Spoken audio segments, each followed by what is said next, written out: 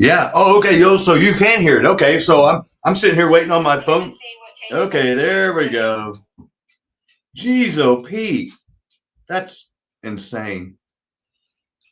Okay, so here, let me.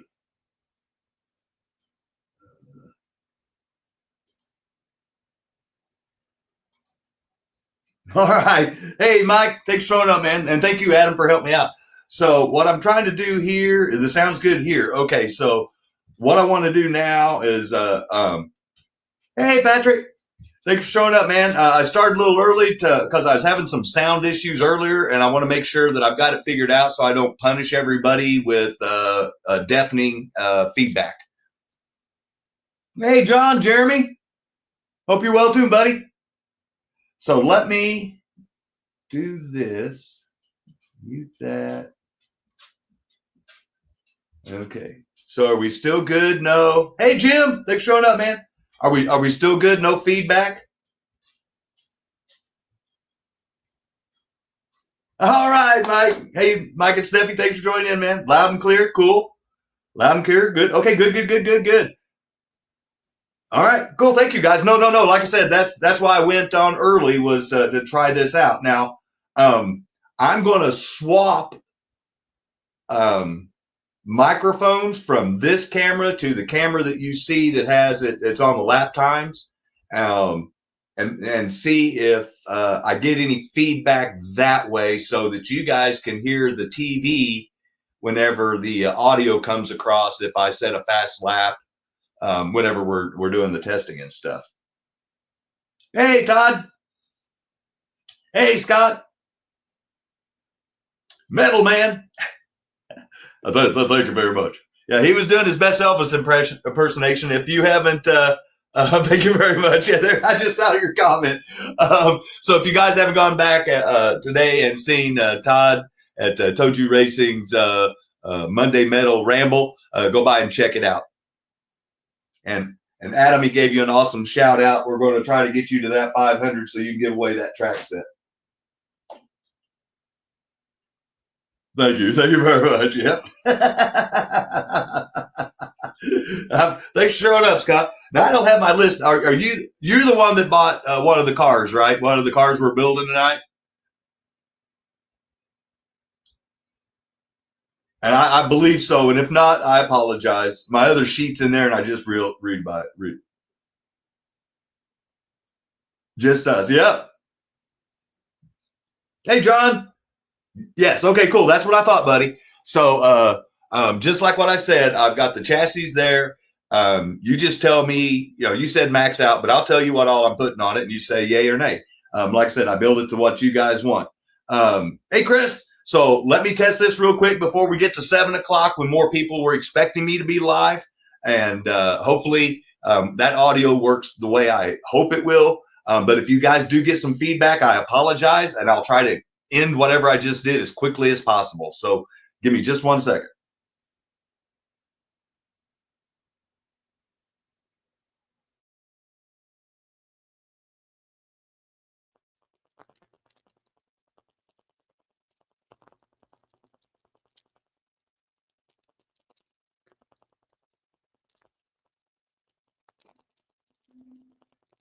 Can you still hear me now?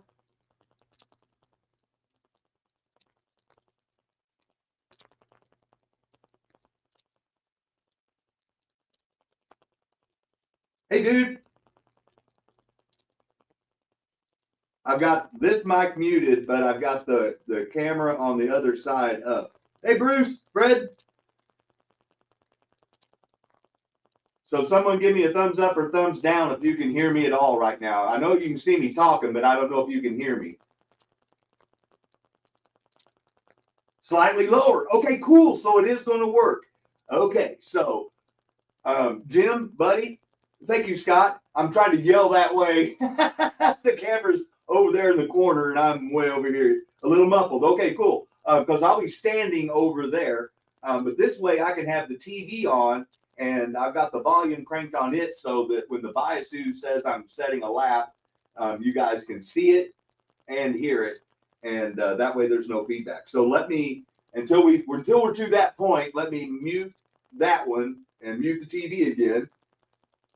because for whatever reason, even though I had everything muted, I was still coming through on my TV, and that shouldn't have happened. And I'm no electronic wizard, so I just started trying to mute and unmute stuff, and this is what I thought was going to work, but we'll see. So here, let me do that. So now you guys should hear me a little better, correct? Hey, Mark. Yep, loud and clear. Okay, thank you, Patrick. All right, 2 minutes early, too. Success. This is going to be a great night. Oh, crack me up. Let me mute my phone now.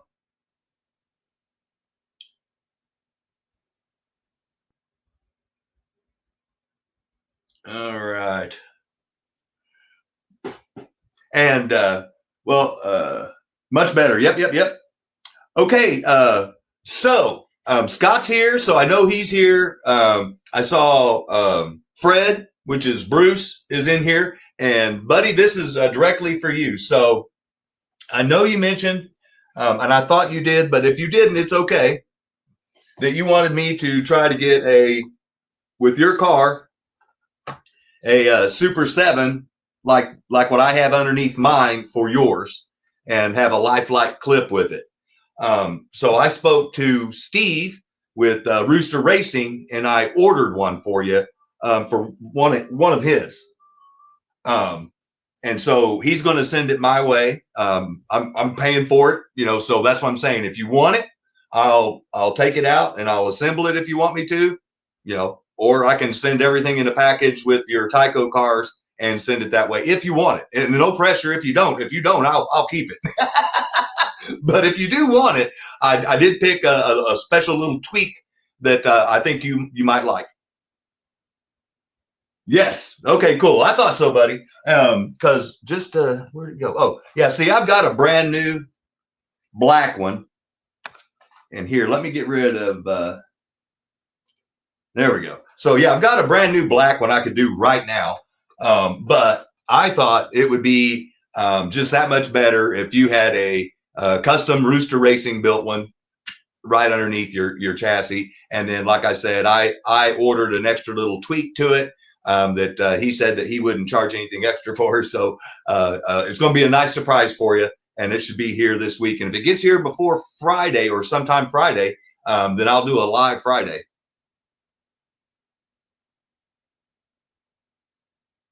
Fully modded Neo T-Taxes. Well, Michael, we'll work on it, man. No, Scott, I haven't, as a matter of fact. So that's what I was going to roll out tonight. And that's another thing too, is I've got enough parts to build all 4 cars, but they're not all 4 going to be identical. But I have the replacement parts either way to make them both. Basically, what I have going on is I have 2 different rear ends. They're both 23 tooth, so it's no big deal. But the difference is, and Mark with Mark's Car Garage knows, because he got one of mine that has a single flange hub, and some people get them with double flanges. But since I'm building these to order, I got the tire heights the same, so that's not going to make any difference, is what I'm getting at. But I have single hub axles, and then I have the double hub axles, and they come with the skinnier tires. So with the Viper tires, and I do use Viper rear ends. So these are Viper rear ends. So you just, if everybody wants the same kind of rear end, then they're on order. They'll be here. If people are happy with 2 being one way and 2 being another, then, we'll forge ahead.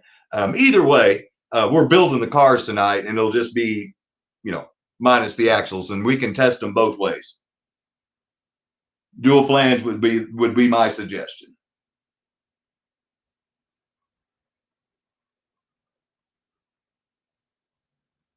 Kimber denotes you're a member.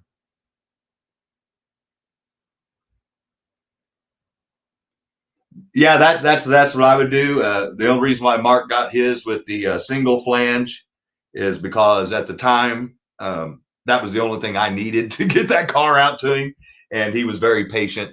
And thank you again, buddy, for running that. I was actually telling Patrick to take laps with it, but he was too busy telling me about the totes while you threw it up there. So thank you for doing that again, man.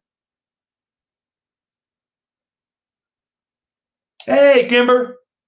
That's what I wanted to talk to you about. I sent you the email. I sent you the invoice. No big deal either way. But I don't know that you renewed your membership. I noticed that it ended last month.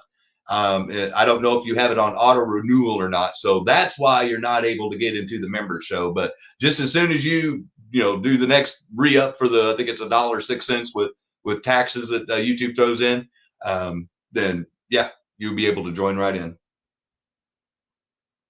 He wanted to know what the stars are about. Scott. What stars? You lost me. Dual flange? Okay, Fred.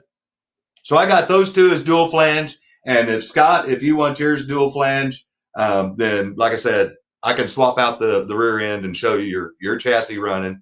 And they're already ordered. They're already on their way. And I ordered enough parts to do another complete 4 chassis for next week. And I still have the stuff to do the 440 Magnums and convert those over to the Neo Magnet like that. So if someone wanted a narrow chassis and not a wide pan, then we can do that too. So either way. Hey, no problem, Dennis. Well, hey, thank you for showing up, and I hope everything's okay. Oh, the star after your names. Yeah, that's exactly what that is. Thank you. Hey, 41 Willies, thanks for showing up, man. Yeah, that the Notes channel membership. So it didn't even dawn on me until I looked at the membership thing that last night, and I forgot to throw that in the email. So let me put Fred's car down. Now that I know everybody wants dual flanges, I'm going to put the single flanges away.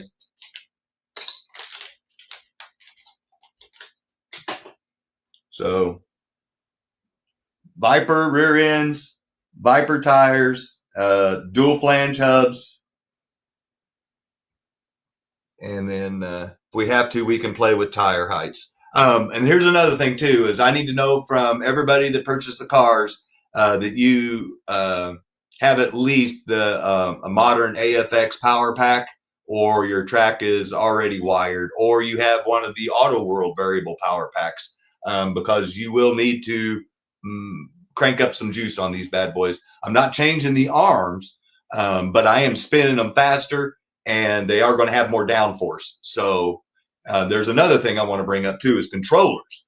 If you're planning on trying to run these cars with a stock AFX 120 ohm, you're going to hate them because they're not going to react correctly. So you will need to either find some older controllers if you don't have one, or like I suggested on Mark's show, and he agreed, invest in the OS3 Lite. I think somebody said it was $79, or step up another $10 and you can run a TYCO 505. But if you don't even want to spend that kind of money, you can get a DS with a standard ohm, and I would go at around 45 ohm personally, and that would give you good inline control cars, and then you could just swap out to your 120 ohm if you ever want to run your Mega G Plus cars. Hey, Keith, thanks for showing up, man. You just figured it out. No problem, Kimber. Hey, Luke, thanks for showing up, buddy. Wow, man, 41 people on a Monday night. I don't know if you guys took the time to read the little caption below in the description, but I'm hoping that I can avoid the YouTube live build curse tonight. I don't fully expect everything to go smooth, but you know, it is what it is. Yeah, no. Yeah, no. So if you have, say, one of those Victory 400s, or the other one that they came out with, I think those are 70 ohm controllers, and they'll be a little better. But honestly, a 45 is the sweet spot for an inline motor and a pancake motor, believe it or not. But honestly, you're better off just, if you're going to spend money, there's 2 things you can do. You can get tires and oil for your car, and the next thing is get a controller. And those 2 things right there, even on a click-clack track, will make the biggest difference in the way you drive and have fun with your car and your track. Well, I hope you're healthy, man. That's the main concern. And yeah, I have to. Hey, Rich, thanks for showing up, buddy. And I have to record the motocross because obviously they run on Saturday nights, as you know. And I'm doing a show. So, yeah. Well, Rich, thank you for showing up, buddy. See, there's another fellow TYCO friend that's wanting to watch another TYCO friend struggle. So, Rich, I hope I disappoint you. Now, here's another option. I only have a limited number of these. And I'm only going to offer like maybe 2 sets of them. And that is, and what I would suggest is if you did take advantage of that, is that you pop those magnets out and find some stronger magnets, some stronger Neos, because these act like about a 30 or so. And so what I'm getting at is the Viper ones that I use on this particular setup that I have that we're going to be building tonight has stronger traction magnets in it. But I do have 2 of them that I will sell with the Neo magnet. This is the factory. These were going to be the X3 magnets, but then they never actually released them like this. So anyway, you can find these every so often. And then, like I mentioned, I do have, if on the next time, I do have from Black Cat Racing, they do the 440 Magnum narrow pan bar magnet change with the Neos in it, and I can do that too. Hey, Ed, thanks for showing up, man. So now that I've mentioned the other things that we can do, why don't I spin the camera around? And I haven't seen Mr. Rodriguez, but if Rob Rodriguez shows up, let me know. You had the one in the red casting. Yep. See, Rich, I thought you did. Let me know, because I put his TYCO that he won in the auction Saturday night up there, and I was letting him know that we could work on it too if you wanted me to. So anyway, without further ado, let me just show you some parts. So if you don't want to hop up, be a big hop up person, and you're into putting your TYCOs back into factory, once again, I got these bare chassis, and or the ones with the wheels. Actually, the bare ones I already had. The ones with the wheels came from ProTinkerToys.com, ProTinkerToys.com, Brian, Ryan, and Danny in the Mac in the gang. But anyway, this is where I got some of this stuff. This is the actual TYCO rear ends and gears and sponge tires. So you can, oh, okay, no problem, Jim. Thanks for letting me know, though. So you can reach out and get those parts. If you've got an HP7, I bought a bunch of their pit kits, their tune-up kits, and it comes with a light bulb. So if you needed to make your chassis lighted, those simply slide in behind the connectors where the can motor goes and connects.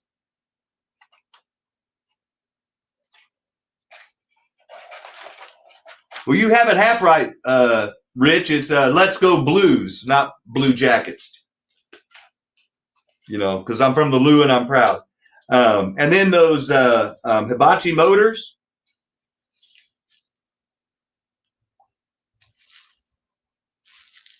They got those 100 of them for $99, I think is what they said. You have a ton of them? Yeah. Hey, G-Bud. So, like I said, they got a lot of cool parts. If you're wanting to just restore your TYCO back to factory, and if you actually call and talk to him, tell him you saw some crazy hillbilly in Missouri on some YouTube channel, and he told you to hook him up. And then I forget what I put in this one. Oh, so these 16 chassis that I'm doing here are going to allow me to invest in more chassis. And then the next round that I'm going to be building, I've got some arms that I'm going to be testing, believe it or not. Yeah. So this one's going to be like one to replace like the one I've sent to Mark with Mark's Lock Car Garage. If you saw his live on Sunday, this is not the arm that I use. This one should actually be better. Hey, Randy. Hey, Danny. and um, um, anyway, thanks, Rich. So I'm going to be testing that to see if there's any interest on having what I would consider a maxed out TYCO with level 10 traction magnets and I believe level 10 motor magnets. But I'm also going to be testing, and I don't know where I put it, but I've got Viper came out with 2 different sets of arms. They've got a balanced arm and a timed arm, and I got one of each of those. And so I'll be building cars to test those with, and I'll show you guys, and we'll see the difference. And like, just in case you guys don't know, Rick, my buddy in Oklahoma, I hope he's being safe. Matt with the Patriot Hobbies, he needs to be safe tonight. And Danny with Dick's Slot Car Garage, all those guys, we're all in a bad weather thing that's coming in around midnight tonight, 1 o'clock. That's tornadoes. So, where was I at? Oh, so anyway, yeah, hey, I want everybody to be safe. There's the main thing. And those storms are going to be traveling east. So if you're east of Missouri and in Illinois, Indiana, Ohio, and I know a lot of you are, be watching out for the weather in the next couple of days. They say it's going to be really, really nasty stuff. So I'm going to be testing out those balanced arms, the timed arms. I'm going to test out. I've got 2 different. I've got a Wizard hopped up arm, and I've got a Viper hopped up arm just for TYCOs. And so hopefully I'll work out a package that will be as reliable as the one that I'm putting together tonight. And I will show everybody every single part that I'm putting on. I'm going to show you every little single trick that I do. I don't hide anything. This is an educational channel. If you want to build your own, reach out to me and let me know.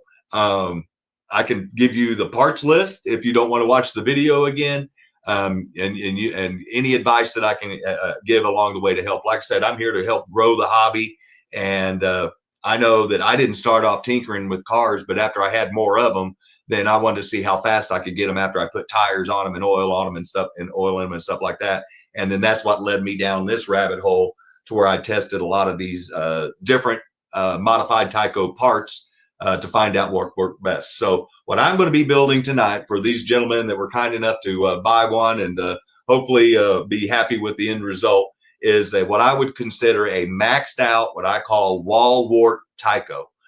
So in other words, this is as far as I would go with the motor magnets, traction magnets, tire height, the whole 9 shebang on a wall wart track.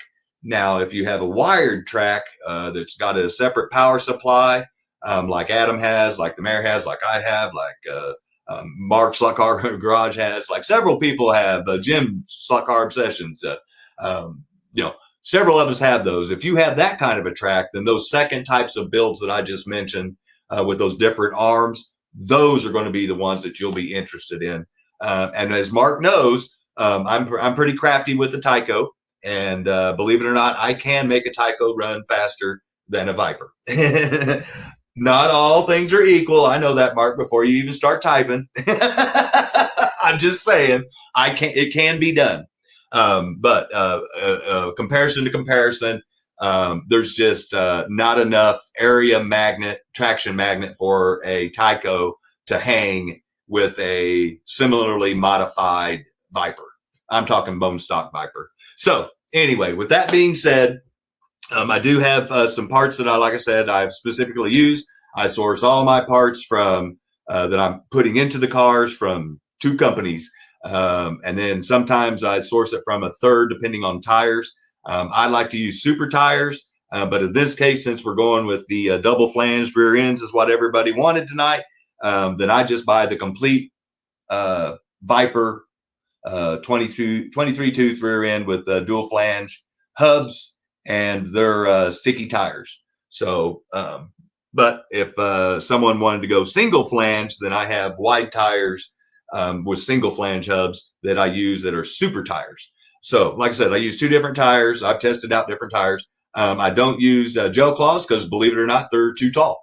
But they're more of a slap it on there and improve your car for the everyday thing. And I do have a bone stock TYCO on the track with the hard, what they call rubber tires on it. And I've already ran a few laps on my track. And let's just say it's going to be quite interesting to see how much of a change there is. So let me move some of this stuff that's irrelevant out of the way. And then let's get this party started, because I've got 4 chassis to build. And that's barring any complications or heckles from the crowd.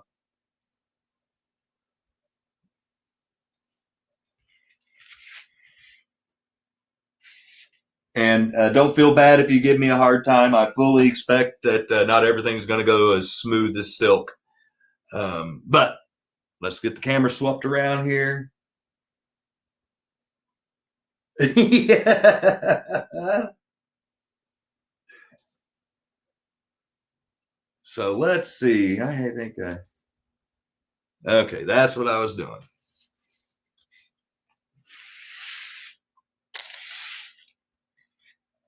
This is some of the last things that I do right here. So yeah, we're not to that point yet, not even close. But I'm going to move this, and I'm going to try to get it to where you guys can see everything that I'm doing from where I'm at.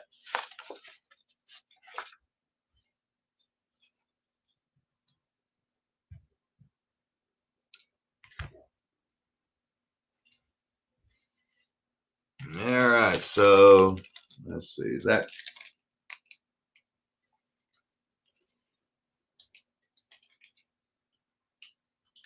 so is that a good view for you guys? Is that okay?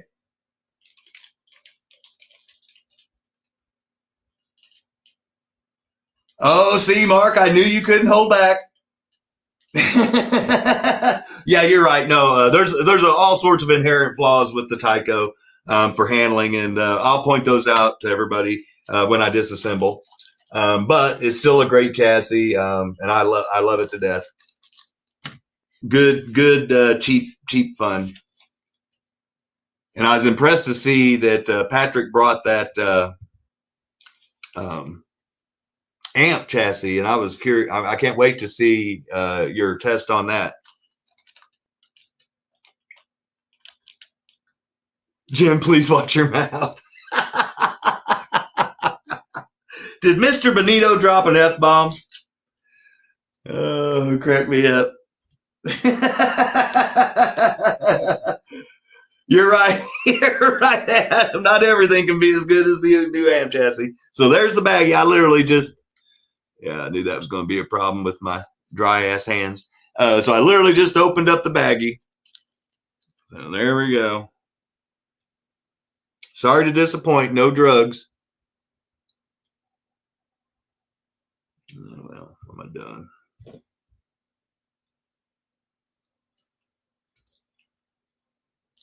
There. So the motor protector is no longer going to be able to be used with the Viper motor magnets. So just so you guys know, if you have one of these and you're doing what I'm getting ready to do, you're not going to be able to reuse this. All right. So the first thing that I'm going to show here is that, like what Mark just mentioned, and he beat me to the punch, is the TYCOs have several inherent flaws in order to be a performance chassis, and that's why there's not a lot of people that race them per se.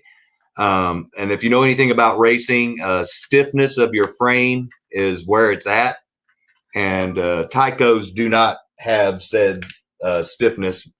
And so that's why I mentioned that the stiffest chassis that they make is the wide pan black chassis. And Rich's Slot Car Room can attest, these are some strong mothers. But even the way that is, the other flaw is the size of the traction magnets back here. There's just not enough area. So if you add in some of the flex, you add in the small traction magnets, it's already at a disadvantage. So, because the way these snap in right here, because they actually keep the chassis from doing this. But as you can see, it'll still do it, just not as easily as it will with a 440 chassis. So this is my trick. Before I start disassembling anything, I get a twisty tie, come up on one side of the pinion, and then on the other side,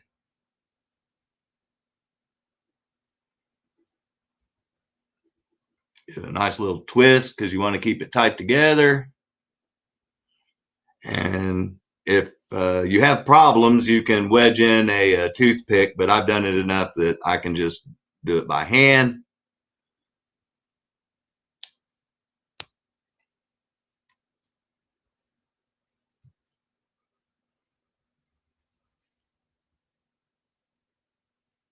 Yeah, I thought I saw it fly off. Yeah. Yeah. Okay. So.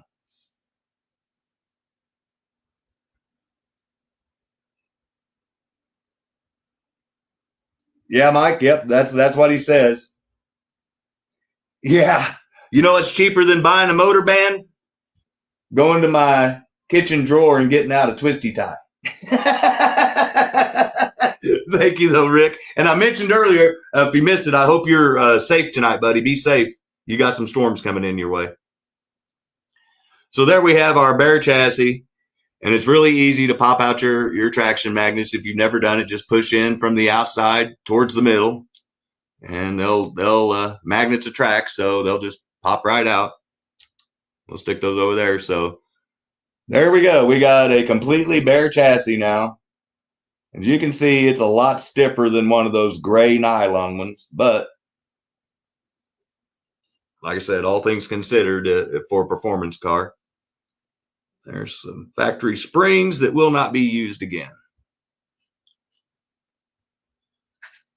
So I just grabbed me some, these are the ones I use for cars. These are just my standard old needle nose. You can do whatever you want, but the whole idea is that we're going to be pulling these brush barrel holders off. And you want to kind of do it slow so that the brush and the spring don't go flying away. So I just do little rotations, as you see.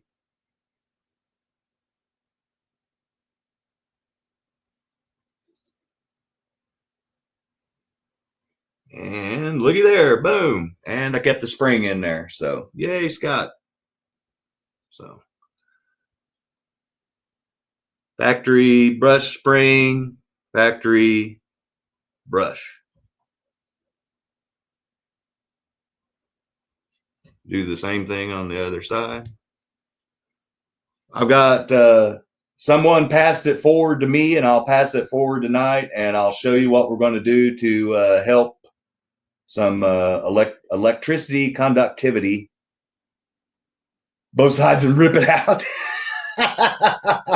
How to help maybe get some extra electricity to your motor. So we are going to be modifying this little part. And I'm not like Rich. I don't have the hand strength that he does. I've got to use the, see, that's all I'm doing is just working it back and forth. And then when I see it's getting close to the end, that's when you see me doing the rotation thing. And if you're asking yourself why the ends there are so tight, well, it's a press fit. So you want those to be tight. And so I actually did good. I got that one out, and it's all one assembly. So once again, we're off to a good start. You guys, there we go. Hey, both of them popped right out.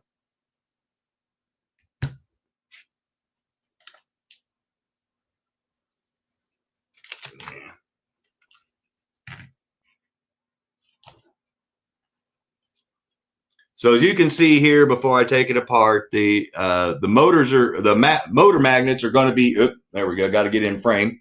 The motor magnets are going to be color coded white and red.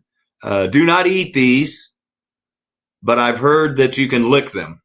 But that's just what I've heard. I've not tried it out personally. So what I'm going to do now is undo my little twisty tie. because I'm cheap.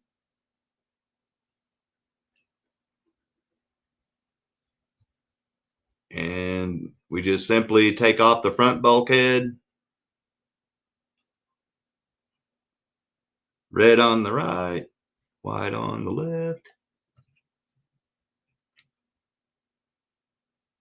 And since I'm not changing the rear pinion because I don't need to, then all I'm going to be doing is cleaning up the stator here.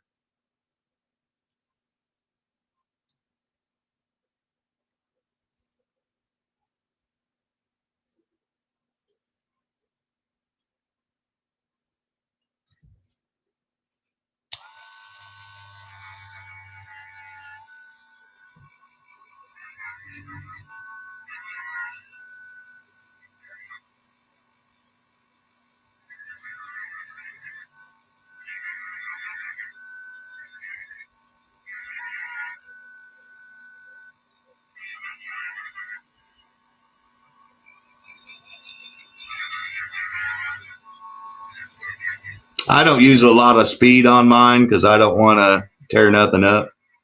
I see people just rip their Dremels. That's their choice. All right.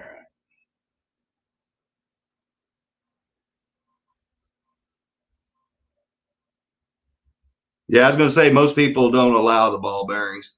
The next thing I'm going to do is get out my handy dandy ink pen, and then I'm going to go in between the gaps on the connector here. And what I'm doing is I'm rolling the edges so the brush doesn't try to skip. And if you ever do this, you can actually feel the edges roll over. So this is a legit trick. And I give credit where credit's due. I learned this from Vito Man 50. He no longer makes videos, but he's got a lot of good educational stuff if you're wanting to go watch. And there's only 3 of them, obviously, in case you didn't know. So do that 3 times. Make sure your ink pen is smooth running across each 3 of those. And like I said, once you do it, you'll be able to feel the difference whenever you're pushing on that pin. So good deal. Those went down fairly nice. There was only one of them that was really what I would call a trouble child.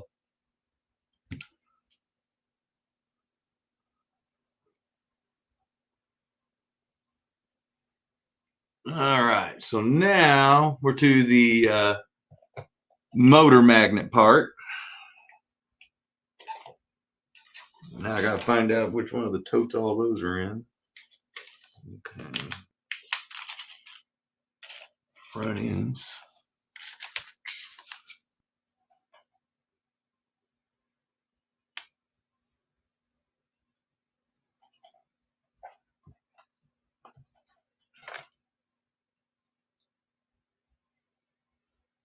Oh, hey, John, thanks for the tip. A 5-pole has 5. Well, mine only has 3.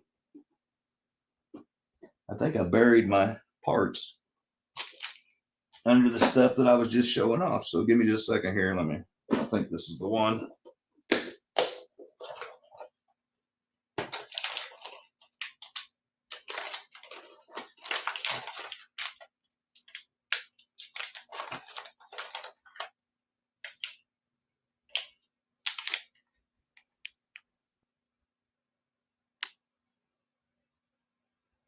Pro 8 motor magnets is what I use from Viper.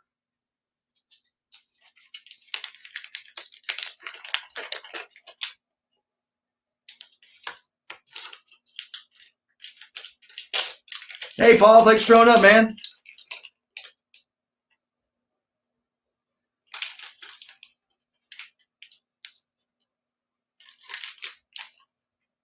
I'm in here.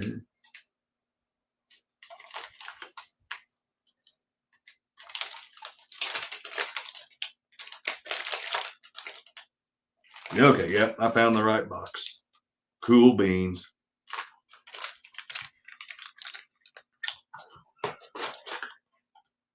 Let's Stick those down there.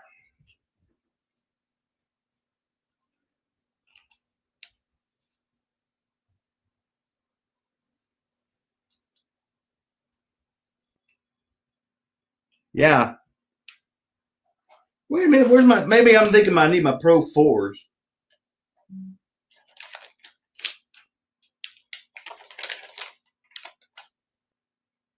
Yeah, Pro 4.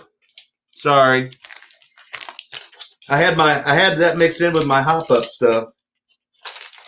You guys don't want that. Well, you do want that, but not with this. There we go. I run a 4 and an 8. I had it backwards in my brain. So there we go.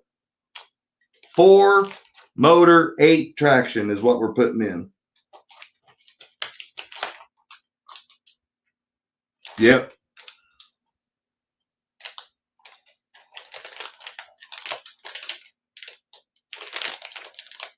Yep. Yep.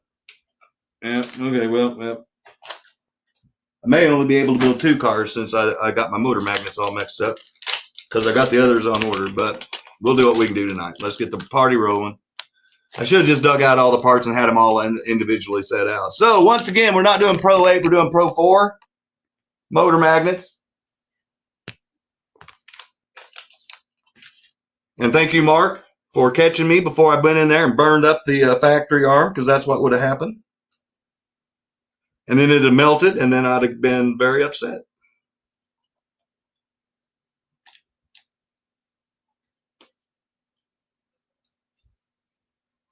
So let's see here. So as you can see, they stick a dot of red or white.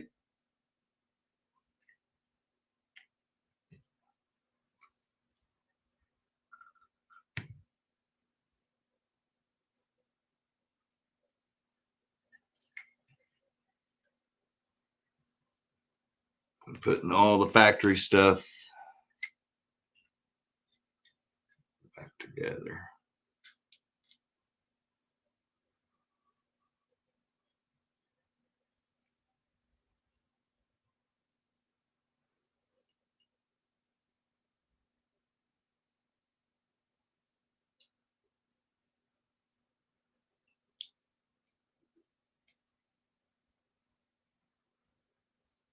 And if you remember earlier, I mentioned that you wouldn't be able to use the heat cover again to stop yourself from getting burned, because Viper makes their magnets that where they'll go flush. So that won't fit in there anymore. So now what I need to do is do my little bread tie trick. But if you don't want to do the bread tie trick like Rick mentioned, if I can spit it out right, you can also, Viper makes these little rubber bands that might be easier. They call them motor bands. I think they may even have them on sale or something. I was just on their website yesterday ordering all the parts. Apparently, I need to make sure that I got enough parts to finish what I need to finish. But the order was shipped today, so if they're here Friday, I'll go live Friday and do everything. So all I did was just the opposite of what I just literally just did. So now that I actually have the correct Pro 4 motor magnets in there, there we go. And left is white, red is right. Or left is, white is left, red is right. Man. Woo. All right. So I mentioned that I was told a trick about these. So what I'm going to do now is I'm going to hold it to where this is the side of the brush barrel that goes into the chassis right here. And this is the side that the spring hangs on. So this is the side that I'm going to take my little Dremel and I'm going to scuff up the metal on the outside of this to get rid of any coating or any residue that might be there. And I'm not going to be able to do that all stretched out, so I'm sorry, but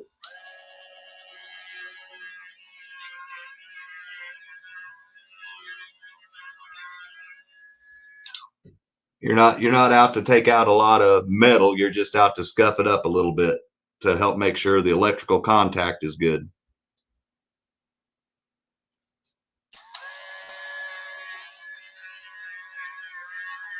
And you can hear I'm not spending a lot of time. I'm just going around in a circle, making sure it's fully hit. So just that easy. All right. Now we need to assemble the brushes and the brush barrels. So this is where I go to another company, and this is why it gets called the silver package. Part of it is because I'm using silver 7,000 ultra high temp springs. So you can see they're silver coated.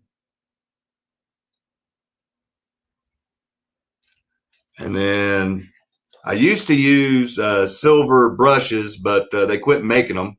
And so I found, believe it or not, that these Wizard 80% copper motor brushes, they're 80/20, actually work better than the hyper brushes that Viper sells.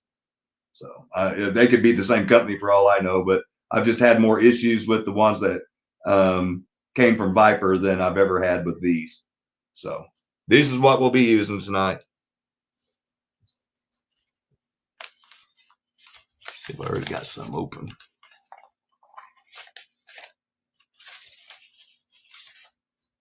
Yeah.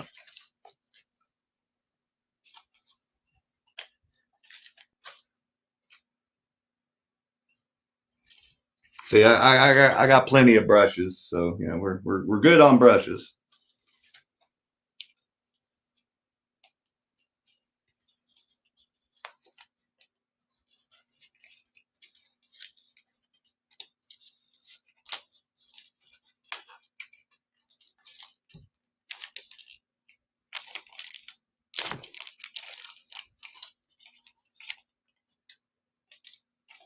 I'm going to be using more than one of these, so might as well just dump a few of them out.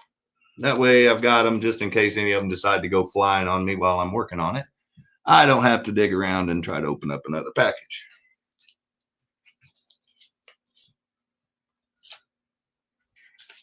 And there's, once again, 7,000 ultra temp, high temp, silver coated brush springs.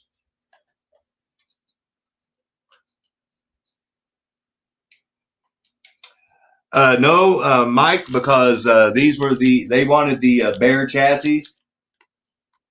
This is the way they came.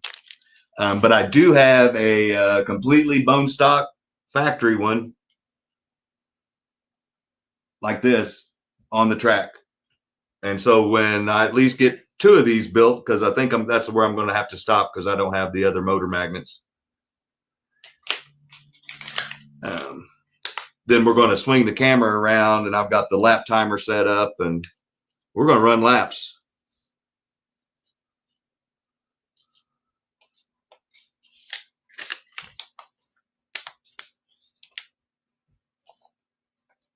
But if someone buys a full chassis like that, then they'll get an idea. Okay.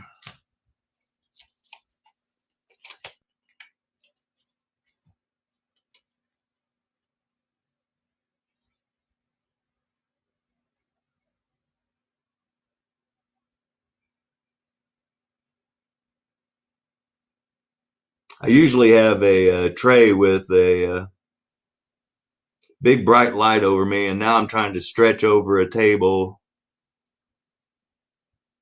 and I can barely see. And of course, my light's nowhere close. All right. Well,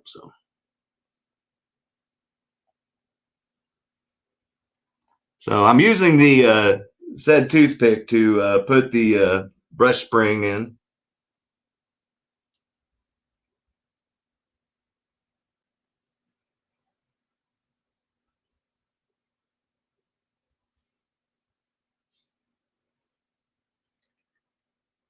And this is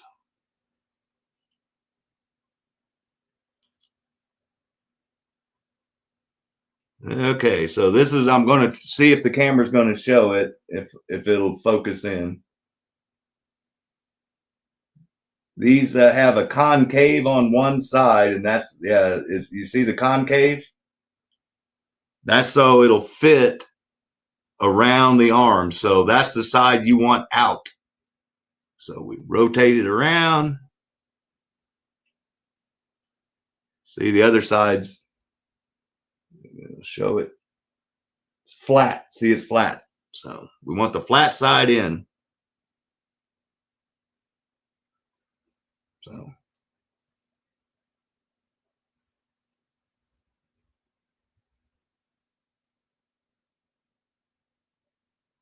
now when you're putting this on, you're going to want that concave to match the curve of your arm in there.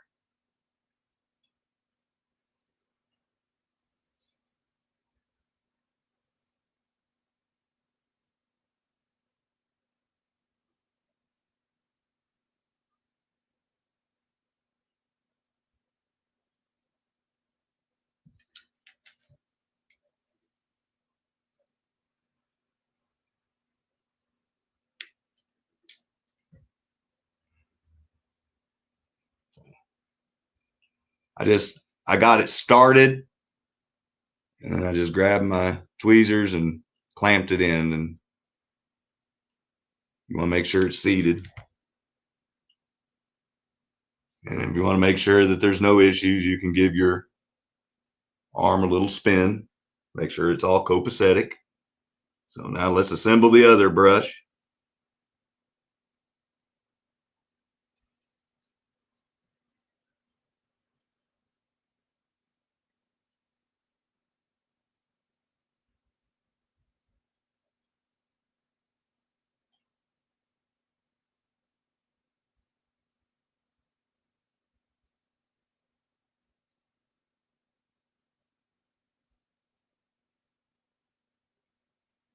Okay.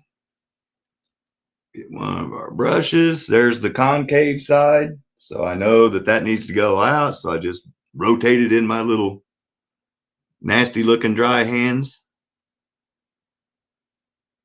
Stick it in there. And I always give them a little friendly push to make sure everything. And once again, I'm going to hold it close to me so I can make sure I can get that concave in there right. And then I'll press it in. So.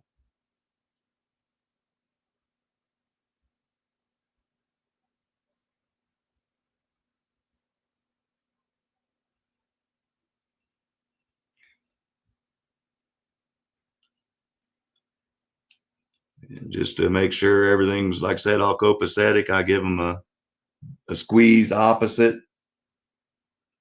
Make sure they're fully seated. And then one last check with the spinning of the arm. Make sure they're not dragging. Nothing got in there crooked. And trust me, if you got in there crooked, you'd feel it. So we're good on this one. Yay! So the next step is we need to put some shoe springs on. And I once again go to Wizard and I use double shoe springs and 10,000. So we'll take out a pair of those bad boys.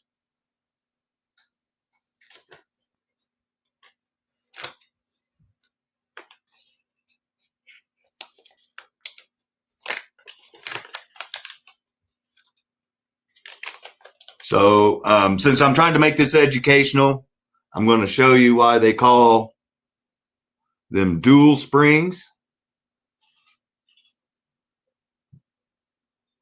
So as you can see there, that's a stock shoe spring for a TYCO right there. That little itty bitty wafer. See that? Okay, there you go. Single. That's a single shoe spring. That's factory. What I'm putting on there are dual. And of course, they got tangled up. It happens. But I'll put it back on the toothpick so that way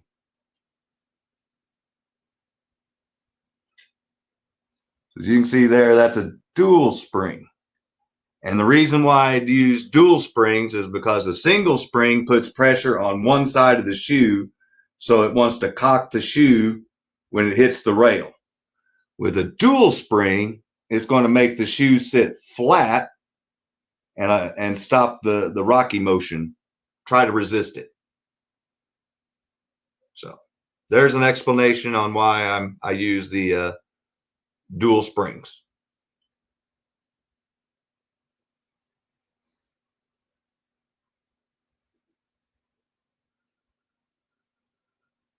And then once you slide it over the barrel, the trick is to get the outside one to loop over, and there's a hanger up there. And that way it'll hold the, see, working far away from the car is weird. Come on.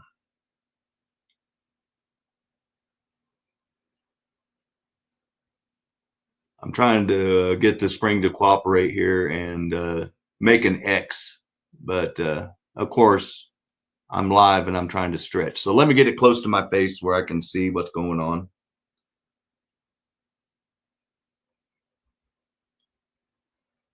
And then I can just show you what I did. Okay, so that's what I was trying to do real far away from myself. I took the top one and I made an X. There you go, see? So you take see that little nub right there? So you take the outer part of the double spring and then make an X and pinch it over and then use the tension to hold it with that little block right there.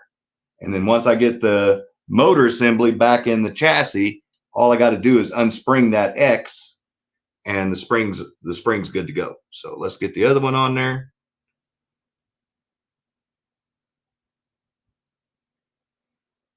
And that was a Mark Slotcar Garage tip. He does do more than just Vipers.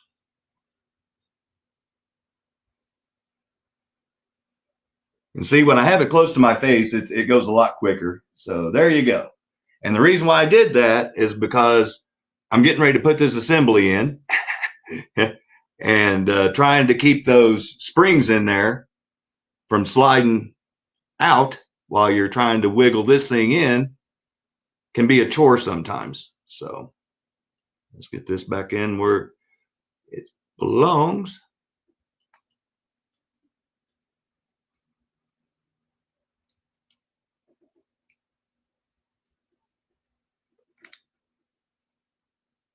Oh, there we go.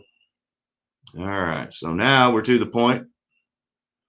We can get rid of my cheapy motor holder. And then I'm going to undo the X on the springs. Oh, hey, thanks, Keith. Yeah, thanks to Mark. He gave me that tip, and kind of like that scrubbing up the brush barrels. I got that from By the Beach. Gave me that because a racer at one of the races gave it to him. And so I've been paying it forward. So there you can see I got rid of the X. Now we have our dual springs hanging. We've got our flush Pro 4 motor magnets in there. Oh, no problem, Steve. If anybody has any questions, just let me know. And since we're running so late, I may just build one and then build the others on Friday, because I will do another live on Friday. So the next thing I do to make it a silver package, as you can see there, I've got a bunch of silver shoes. Oh, no problem. I apologize to Fred, Scott.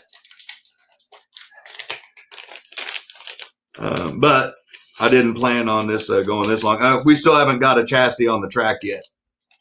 So that's why I'm saying I may just build one tonight and then have all the parts laid out and make this one the educational one, and I'll just slap them together. Well, not slap them together, but I'll put them together quicker than I did these. So give me a second here. There's one thing I want to do to these. So another little tip is the reason why you see the sandpaper is I get the sandpaper and I go where the shoe hangs on that barrel. So what I'm doing is I'm scuffing that up.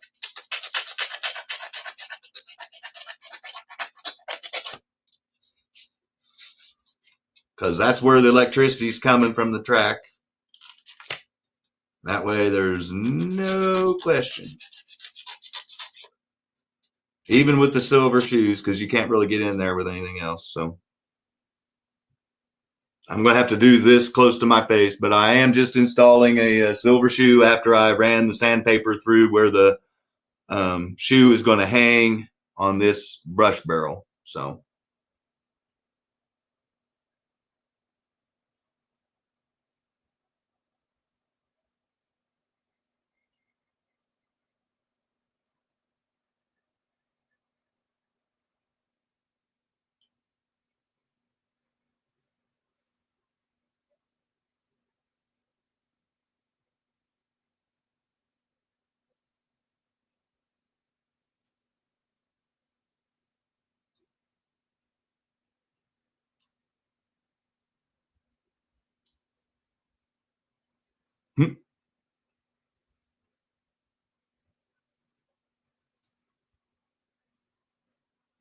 And sometimes you have to finagle to get it to go over the barrel. And that's what's happening now. So I apologize for the delay.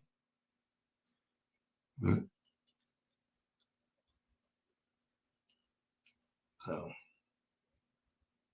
that's the inside of that shoe that I was using with the sandpaper because it rests on that barrel.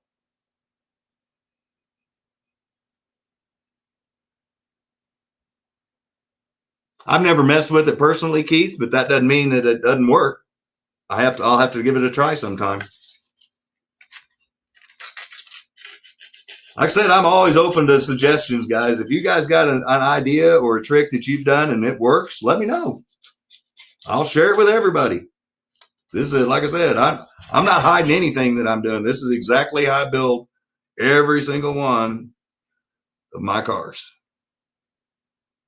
And then they evolve as they go because I learn little tips and tricks like what Patrick did and what Mark did. And, you know, people tell you, hey, I did this, try that, you know, so.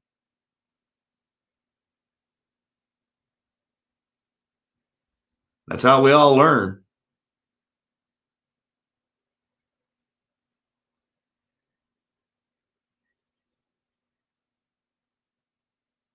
Man. Come on, man.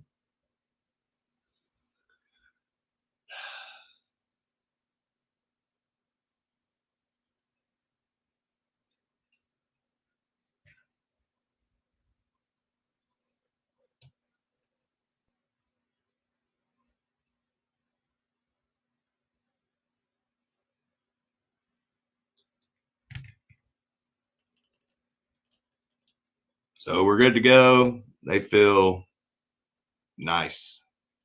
Yeah. Cool. The next thing I'm going to assemble, since we got the front end done, but before I do that, I'll slide some oil in here. But where are they at? I'm going to put them. Oh, here they are. So here's the independent front end that I use.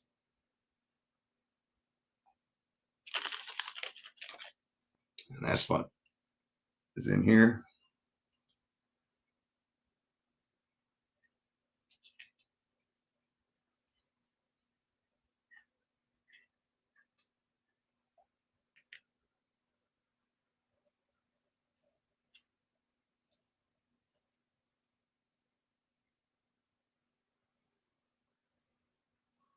And I'm going to put it in the front one so you can try to unsnap it out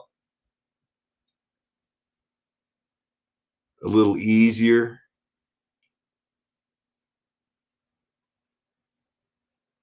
And if you notice what I'm doing, I'm what I call the axle saddle, and I'm oiling it really good. So these are really easy to assemble. Just take one side, put it in there. And you take your in there. And here's the fun part where I get to go over to my desk real quick and put the locking nut on the inside of here, because this table's padded and it won't allow me to do that. So give me a second and I'll be right back.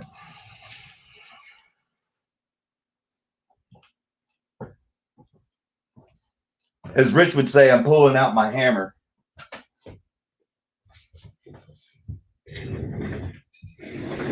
Didn't even dawn on me I couldn't do that over there.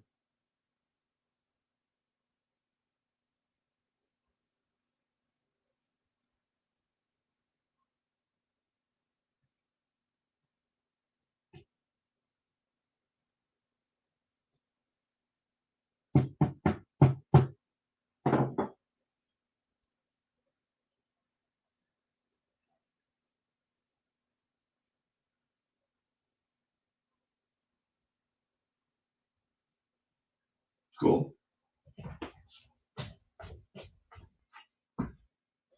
Mucho easy.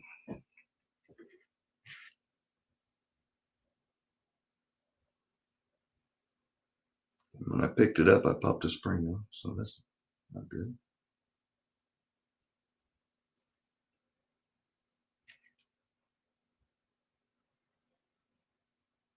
So this independent front end, so as you can see, one wheel doesn't spin when the other one spins. So just a little less resistance for the car to try to turn a corner.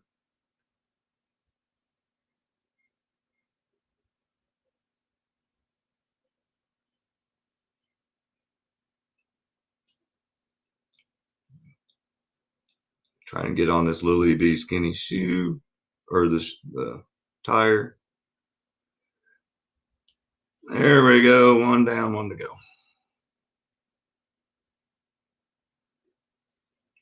Man, I did it again. I'm going to let it get the tire on. I'll pull out that shoe. Oh, one thing I forgot to point out, and I'm going to do it again. I'll show you. And that is the fact that when you use the dual springs, you have to modify the shoe. And I forgot to show you. So there's our fully assembled independent aluminum front end. And if you want them to look better than this, reach out to my buddy Steve down below and let him know you want some TYCO rims.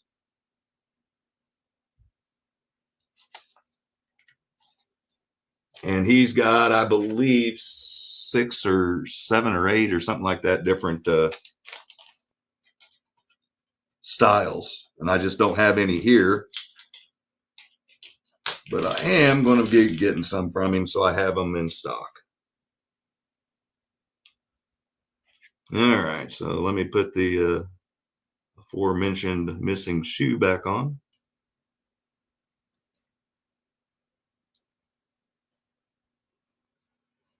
And then what I do to make sure that the shoe is seated to the barrel, I just get me a little flat edge. Just make sure it's on there underneath that little holder.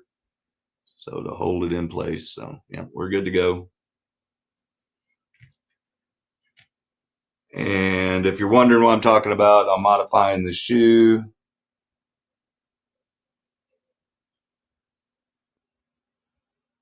There's little tabs on there normally, and on the insides, and you have to take those tabs off for the dual spring to be able to slide on the shoe. Woo! All right. And everybody wanted dual flange.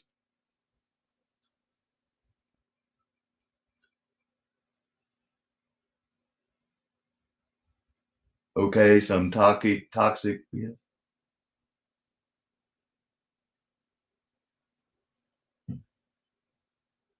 Oh yeah, yeah. If you want to try to get it closer. Thank you, Mark, for the tip. That's why I hoped a lot of people would be watching this live that would be able to throw out their advice and suggestions. So once again, before I snap in the rear axle, oil in the saddle.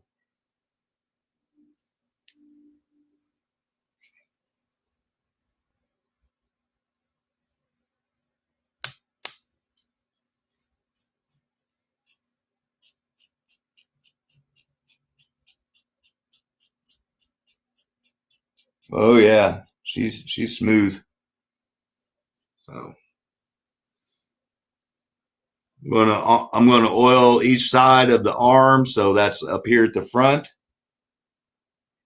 and then back here where your pinion gear connects. So I got to do that close to my face. I can't do everything stretched out like that. Friday, I'm going to find a new angle.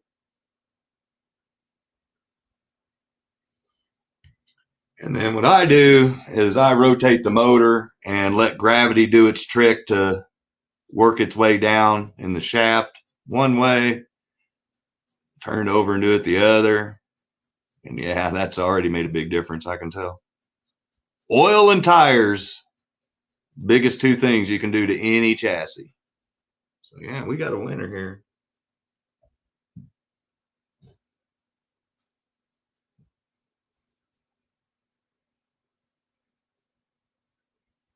All right.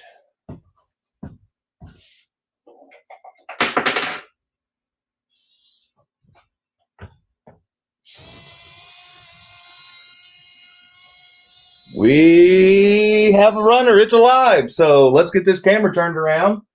Start making some laps. Does anybody have any questions before I start the little mini earthquake?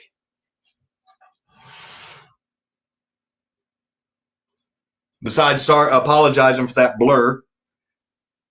But no, this is what I call my silver package 440. Hey, Douglas, I'm glad you made it, buddy. Oh, yeah, Mark. Yeah, oil is a must. Yeah, on any chassis, but really on this one because your arm, the armature is what this is. I keep calling it an arm. It is short for armature. The arm actually runs on the plastic in there. You know, I was so happy everything was going so smooth. No, I didn't, but I will.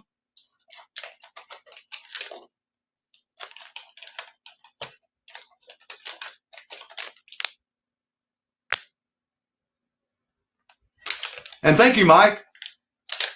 Well, you're going to get to see me pull the shoes back off and the motor back out and the rear end back off, but the front end's staying in. That is so funny. I can't believe I forgot to do that.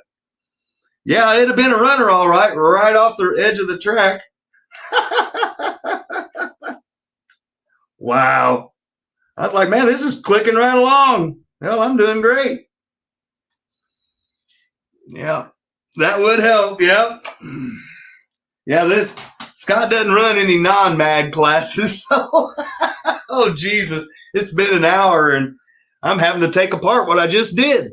So let's hurry up and try to see if I can't rectify my faux pas. So here's the level 8 traction magnets from Viper I just showed you the package for. I'm going to try to go a little quicker this time and not explain stuff. So the rear end's coming back out.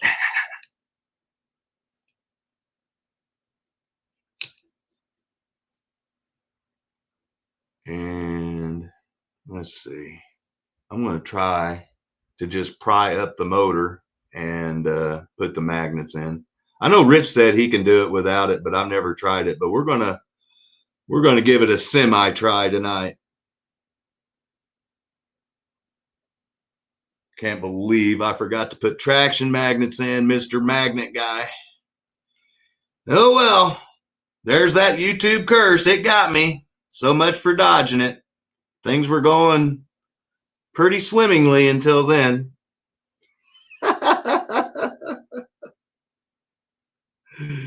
Oh, how funny.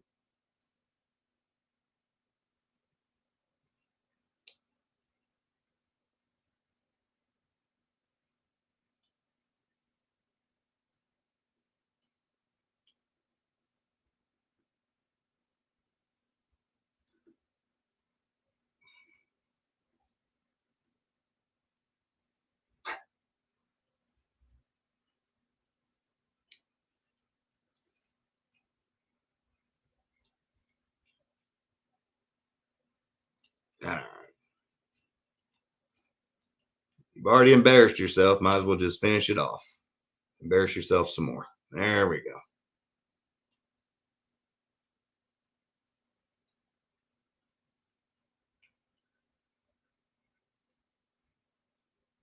So here's how you install the traction magnets that you should have done before you did all that other stuff. And they just slide into place. But you do have to put them in.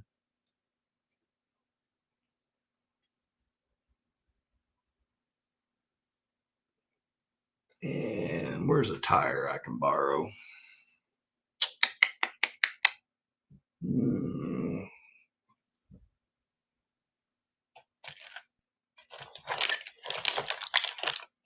Nothing loose when I want one, so I'll just borrow one.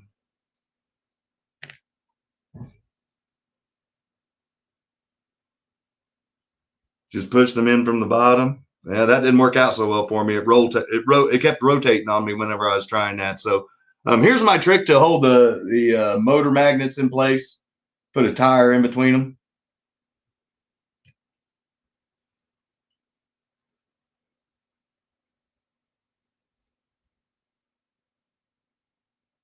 Let me get the shoe springs on there real quick.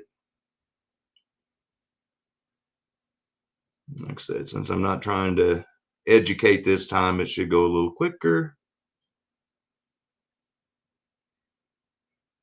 Man, I can't believe I did that. Oh, well.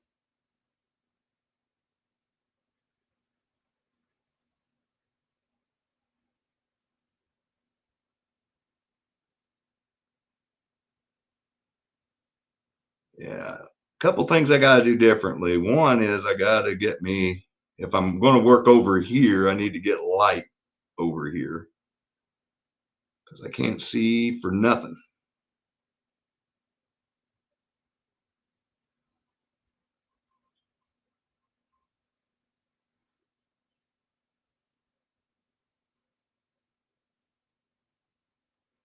Yeah, the traction magnets stick to the motor magnets if that's what you were asking, Mark.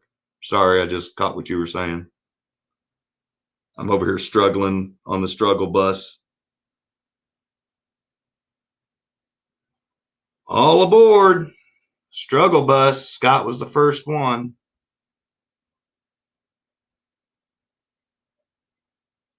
I got one X, trust me. I'm just working on the other one. Finally. Oh my God. So springs back on. Let's try to put this motor back in. And as you put the motor in, it will naturally knock the tire out of location, hopefully in time after the chassis is all snapped into place.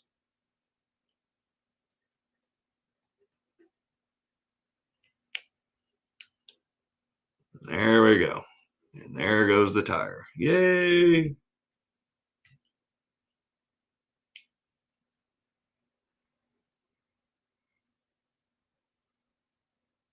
Oh, check them to see if they're high downforce. I always put them on high downforce, Mark, on the where they're flush. As far as the motor magnets go, I don't think there's any option to flop them around on the traction magnets that I know of.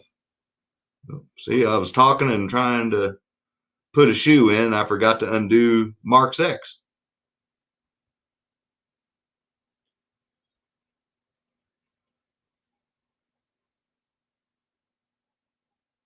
I do know that there's a low and high downforce on the traction or on the motor magnets, but I don't know anything about it.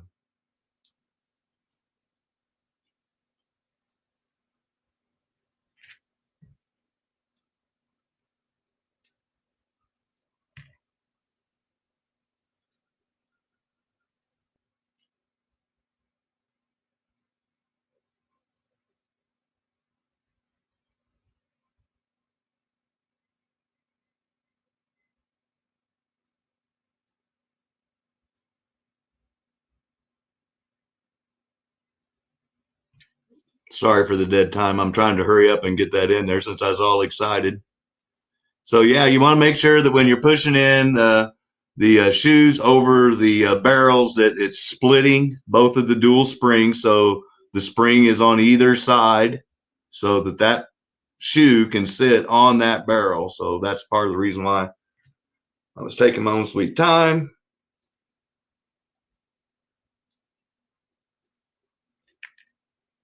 Try this again.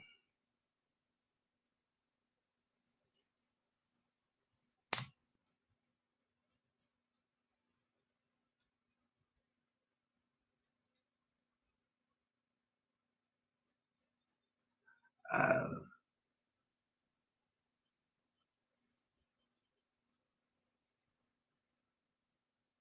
put that magnet on the side of the car. Oh, okay. No, I didn't.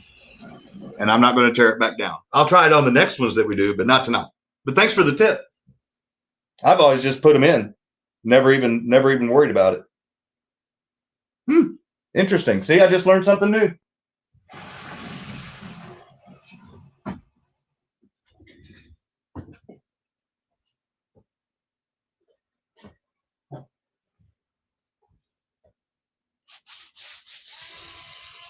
Still got a runner, so yay.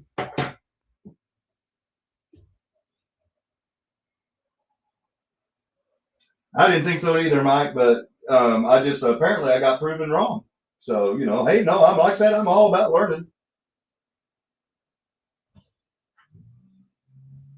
Sorry, I'm getting everything moved over here so I can get the camera thing switched around so we can not have feedback and you guys can actually see the lap timer.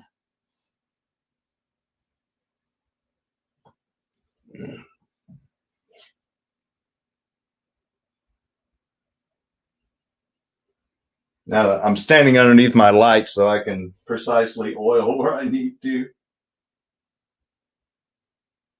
Yeah, live and learn. I just learned. All right, so we're good. We know it runs.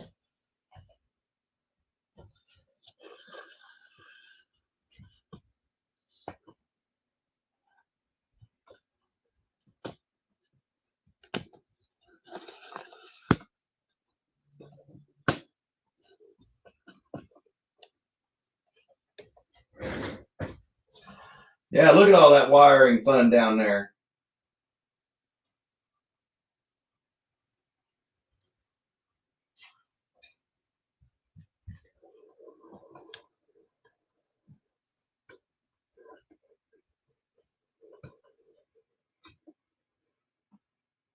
Trying to get as much of the track in as possible.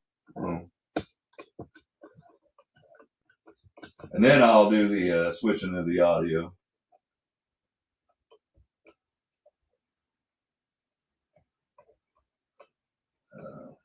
Let's see.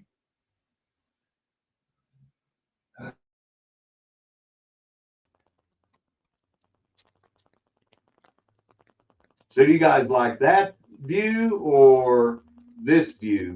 Do you want more of the track or?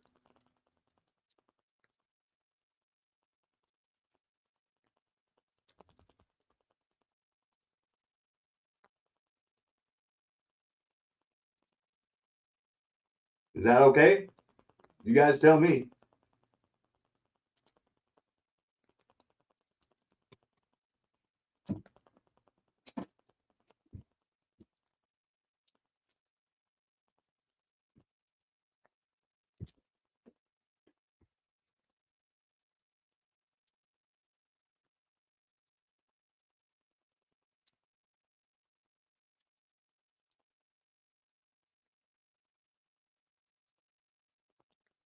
Yeah, there you go.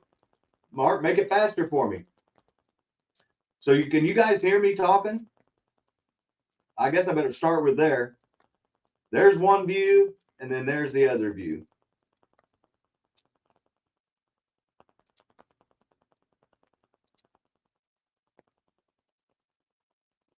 Thank you, Doug.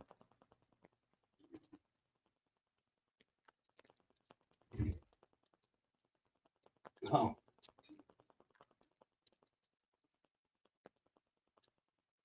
Okay, so the red lane there. So this is the first view. Oh, wrong mouse. This is the second view.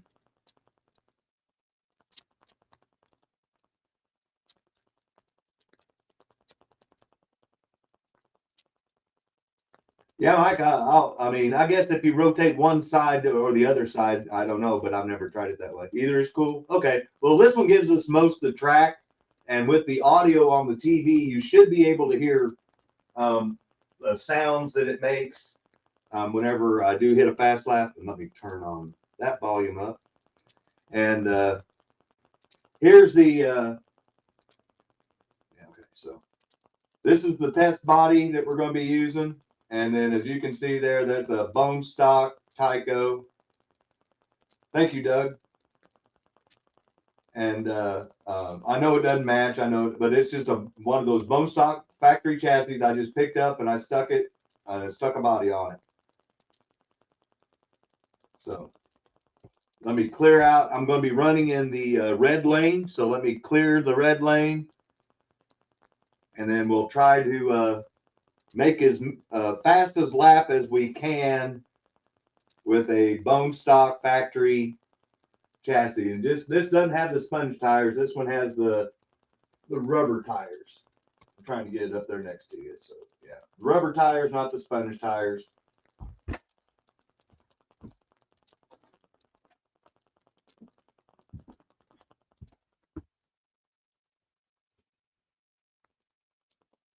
In order for me to see what you guys can see, I got to try to move the computer around there. So. Oh, see, I tried to gun it too soon. That didn't take long to crash, did it?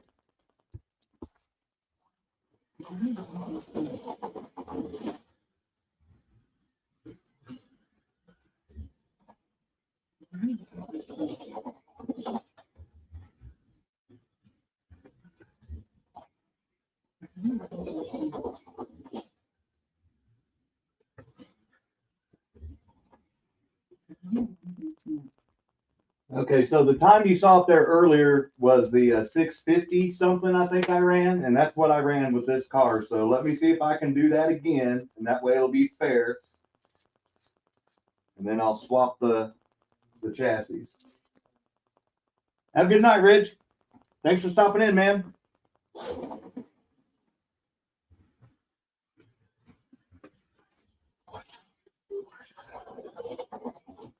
Ah. So those, I can just tell you right now, those factory hard rubber tires. If I gun it too soon on the bank corner, because I can't go wide open in the bank. If I gun it too soon in the bank corner, then the ass end kicks out so hard it de-slots the car. So yeah, those rubber. Like I said, I tell everybody there's two things that you need to get, and that's tires and oil. And I don't care if they're even just gel cloths.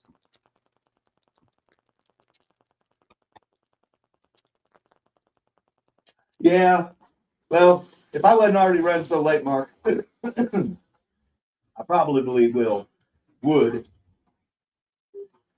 I'll know real quick if it runs like crap. But I do appreciate the tip because I never knew that you could swap what side of the magnet was facing in or out. It made a difference on the downforce. Like I said, you may have to check the one that I gave you just to make sure that they're in there the right way. You may have a faster car than what I sent you, or I may have gotten the old Missouri lucky and got them in there the right way the first time. You never know. Okay, so I'm done trying to do that again. Do it tomorrow, yeah. So once again, bone stock factory with the factory rubber tires. And I know that I ran it says there 6.87. I know earlier today I ran a 6.58, I think is what it said before I just cleared it out.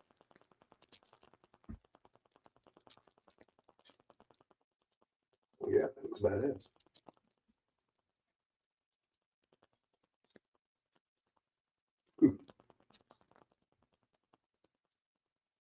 Smooth as butter. There's, I can't see. There it is, same body. I just want to show everybody everything's the same except for the chassis. And these are the first laps. You're seeing it, so if it fails, it fails. You know.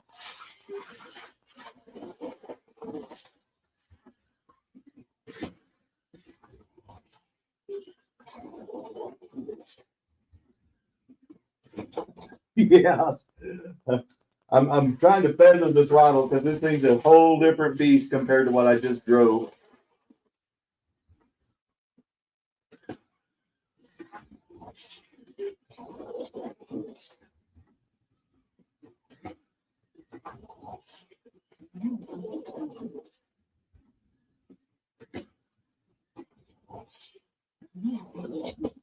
Yeah.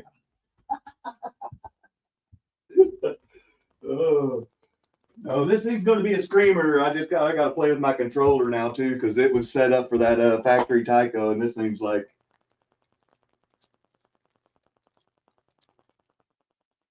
Hey Rob, there you are.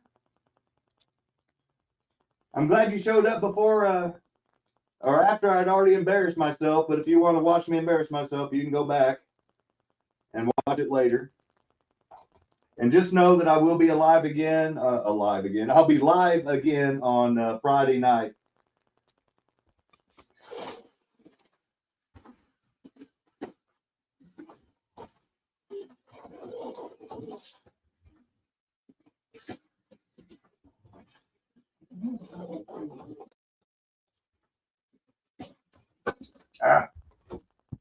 In case you guys, if this is the first time you've ever watched it, this corner right here is the one I call Dead Man's Corner.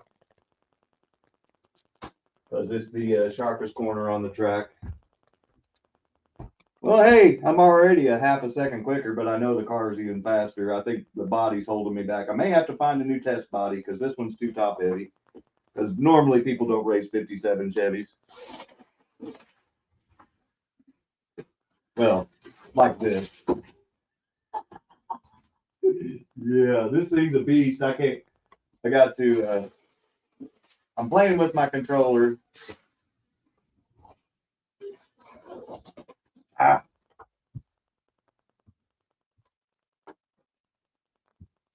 I'm just happy it's fast.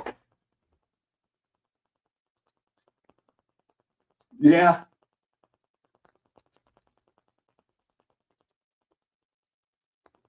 Oh, thank you, Rob. I'm glad to hear you're doing well, man. Thank you for showing up tonight. Jim didn't, we thought we were going to see you for a couple of days, so glad to see you back.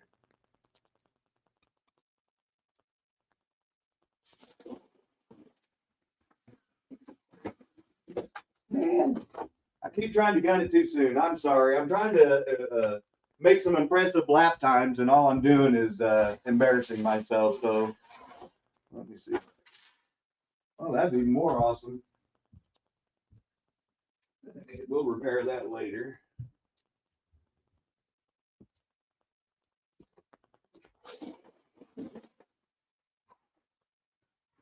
Oh, thanks, Mark. Sorry you didn't learn anything. You were actually having to teach me something, but have a good night, buddy. Here, you know what I'm going to do? I want to see what we can do with this chassis. So I'm losing the body, taking the body off.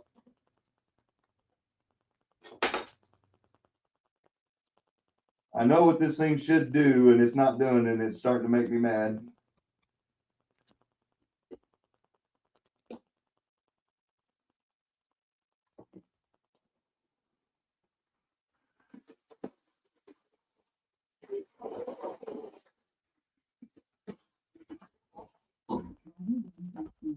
There we go.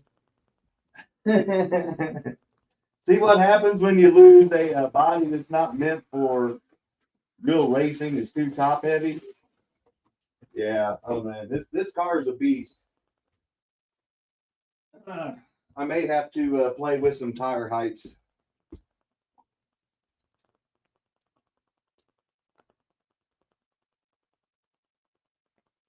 Oh, okay, cool, Mark. Yeah, I was gonna say now it's tuning time. Yep. Yeah, we just so literally just to give you an example. Yeah, literally earlier today. Obviously, it was with this body on it, but it ran a 6.58 is the best I could get it to run with a bone stock factory. Nothing happened to it, chassis, and I got it down less, but I couldn't get the thing to handle with that body on it. I'll find another body that's more representative of what people might be using. Just so you know, if you've used this type of high centered body, center gravity body, you're going to have the same issues I'm having. The car is faster than that weight throwing it over can handle.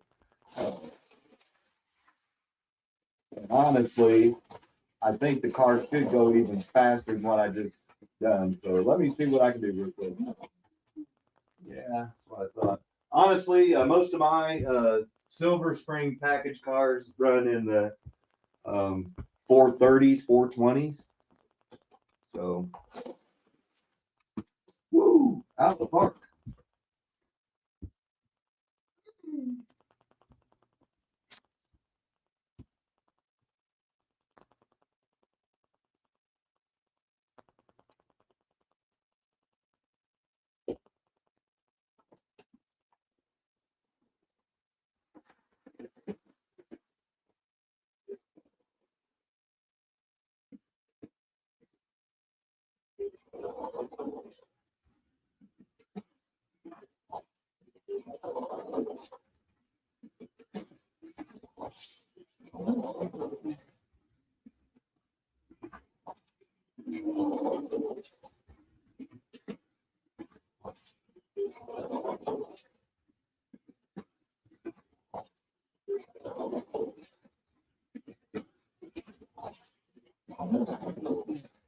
Ooh, I told you guys this was a runner.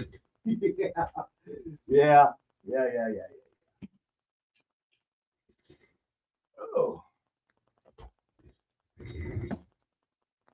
yeah, Mike. That's what I need to do is drop some tire heights. Let me see what I got handy here real quick, and we're going to do that because I honestly think I can get this into the threes. This car's running that good. If you guys are up for it, if you guys aren't, then I understand. It is 8:30 and it is a Monday.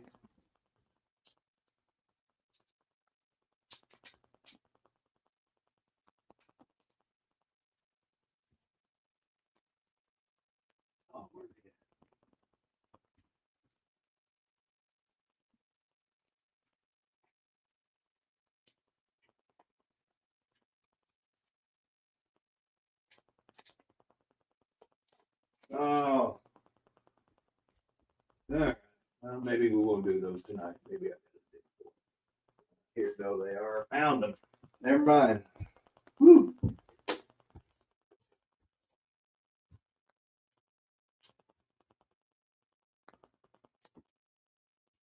Hey, those are probably too low.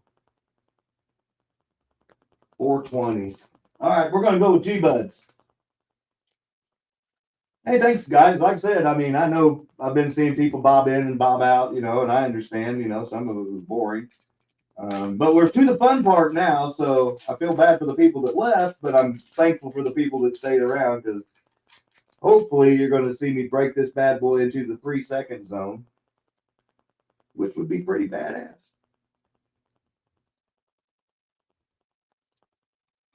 So just so you know, what I'm putting in there now are the Viper Grays.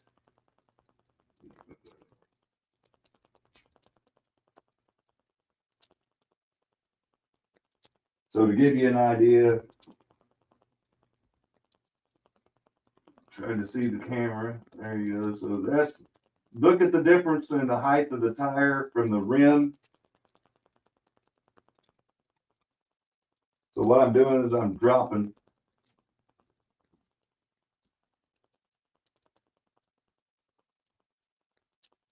No problem, Rick. Like I said, man, my main concern is you be safe tonight. That those tornadoes and heavy winds and stuff are starting right up in Oklahoma, and Oklahoma City is right in the middle of it.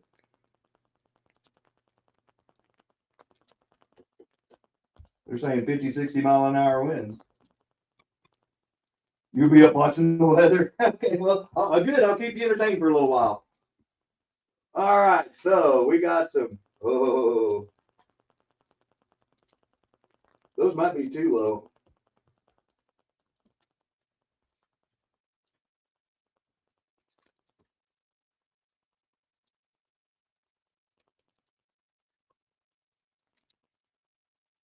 We'll give it a try. It's on the edge. I may have to go up another size. Yeah, that's what I thought. Too short. So 420s, no go.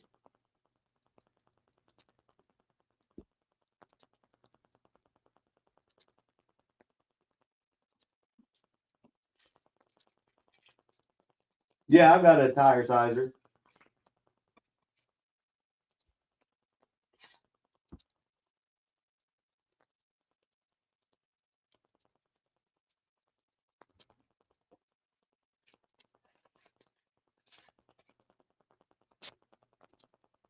Okay. I'm going to try some 432s. No, I'm going to try 424. I want to try to keep this thing as low as I can. Oh, I know. But I know that if I went with one size that was too narrow and I go to the next, or too short and I go to the next one up, then I'll be close. Like I said, I'm not at my workbench. I'm got my stuff in a chair.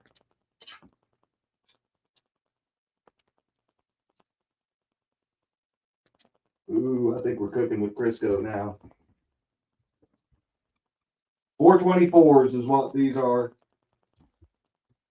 And here, just to show everybody what G-Bud was talking about, anytime you want to size your tires, you want to do them on the hub. And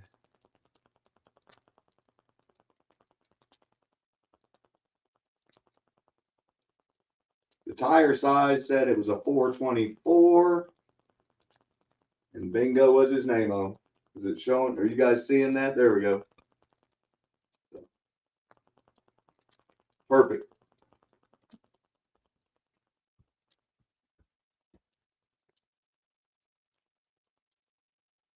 Oh, 420. Oh, okay. No, hey man.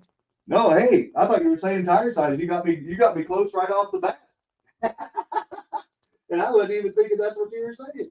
Those still may be too low after I feel them on the track compared to that track feed. Yeah, maybe. We'll see.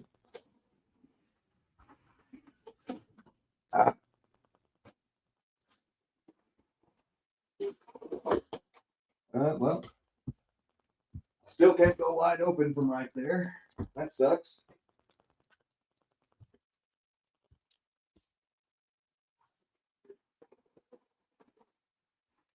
Yeah, that's just not normally the. Yeah, that's what I thought. It sounds like it's dragging. So I need to go up a size. And it is. Okay. I don't have one of those checking blocks yet, but that's on my shopping list when I get paid next week. Because if I'm going to be doing more of these, I need to be able to look without going up and down all the time. 432.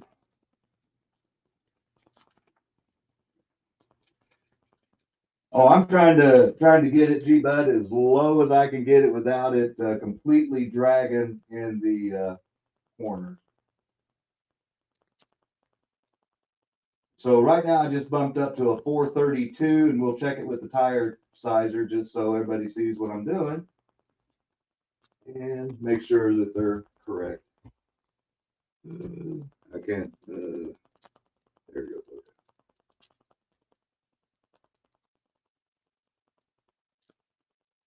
432s. And if you try to put it in the other one, it's a tight fit. So 432, 434, 428 barely goes in. So yeah, 430 is the one that it's the smoothest with. So the tires are sized for the hub, so they've done a good job. But like G-Bud said, you always want to check. And I think I'm going to have to put some taller O-rings on that front end. Yeah.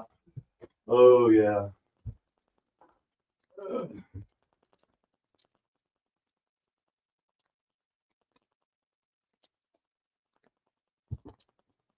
All right, let's see if I can drive now. Apparently not. Still think it's too low. There is such a thing as too low, guys.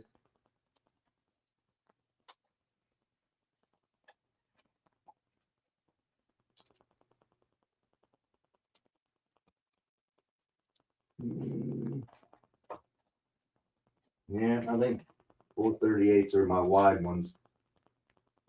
Yep. So that's about it. 420 is Eastern high.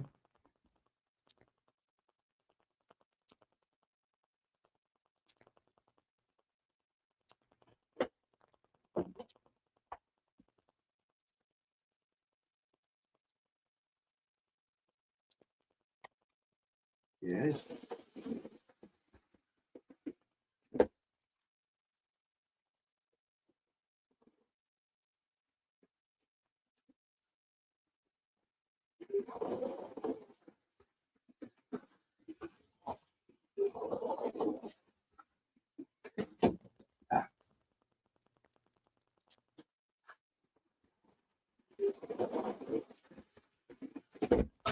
Ah.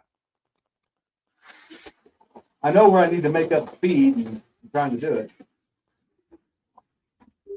Yeah. Okay, so let me see if I can drive it for a few laps and see if we can get it into the 430s or the 430s, the 390s somewhere. I think it can do it. This would be a really fast version of this chassis if I did, because it's running right like it should right now. But an inspection block, yeah. Well, see, G-Bud, that's what I thought too. But I'm holding my thumb right on the motor, so yeah. But that's a good point. You don't want to go too low.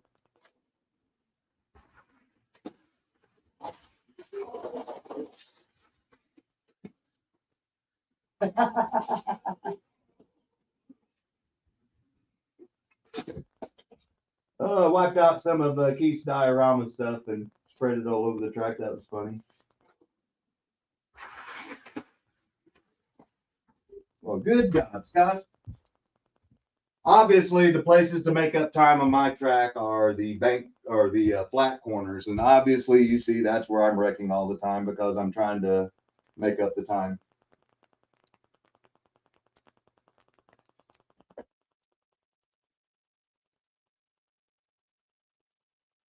Yeah, that's exactly what he's mean. He can be holding it back. So sometimes if you want more top end, you can go with a taller tire. If you're looking for downforce, you want to go with a shorter tire, obviously. Oh.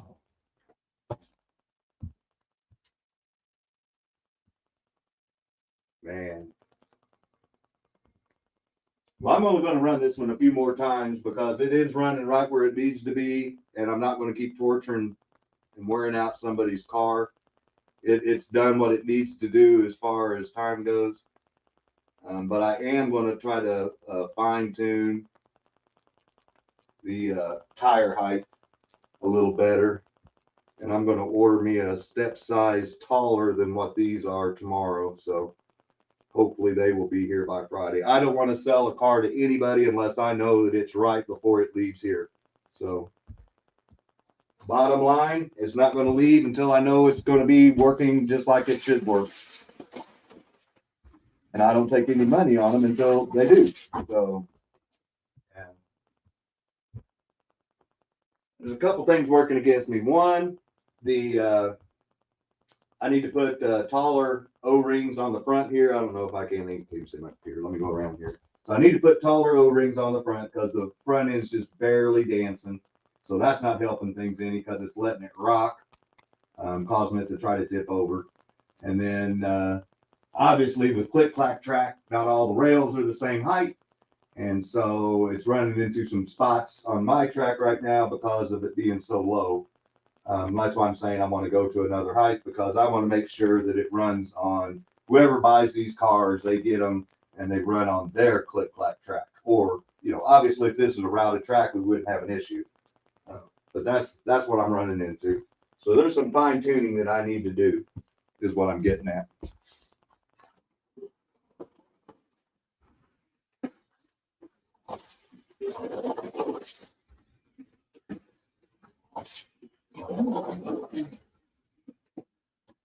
Yeah, I still think I can get into the threes, but we're going to give it 5 more laps on this bad boy, and then I'm going to call this one good until I get the other size tires in. The Viper tires that come on the Viper rear end are too tall, in my opinion, and the tallest short ones that I have are still too short. So I think it needs to come up a little bit to run better. Yeah.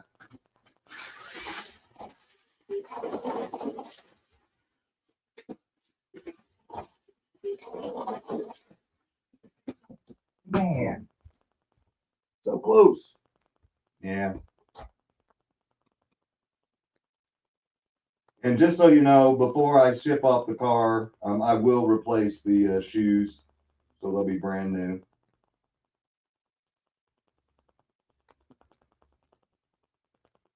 Hey, Joe, thanks for showing up, man.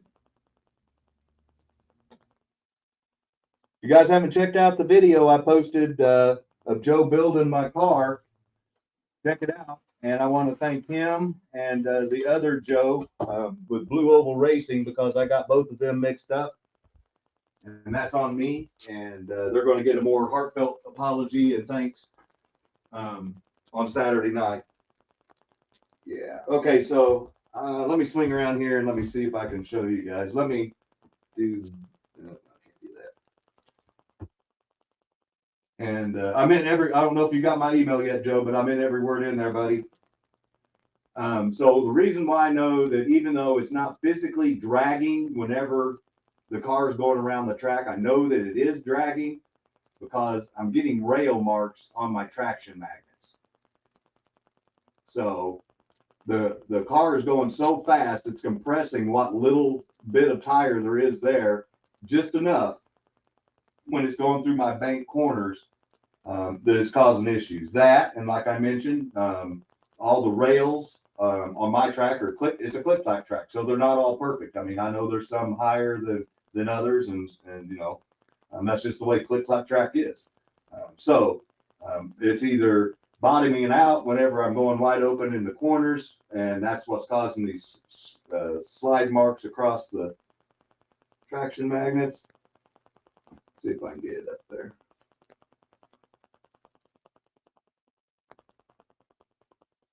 And also, like I said, the rail heights. So I need to definitely get the tires in there. But the thing's running like a champ. We ran a 423 already, and that's usually right around what they run on the good side. And I know that there's more in this one, so that leads me to believe that this one's going to be a real screamer. I don't see any problem with the right tire height, me getting this into the 3-second zone. And just so you know, to give you a relative comparison, a Mega G Plus runs somewhere right around that 3.8, 3.9, 3.5. So This one would actually run really close with a new modern Mega G Plus chassis. Just right now, and it's not even tuned yet. So I'm impressed.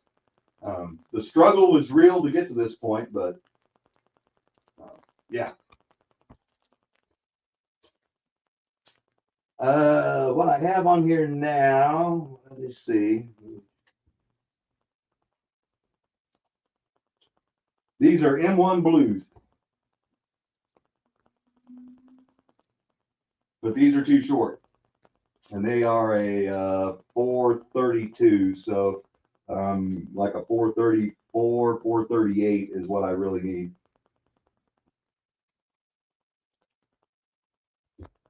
Here, I'm going to pull, before we go anywhere, I'm going to pull these off since we know these are closer than what we had before. And then we're going to put the factory Vipers that come on that rear end on there.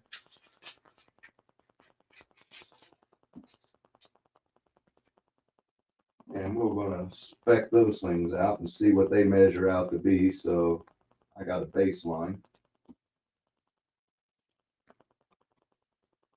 Sometimes they work fine. Other times you need to go lower. And I'm all about trying to go faster. So I think they said they were like a 444. Yeah, that's close.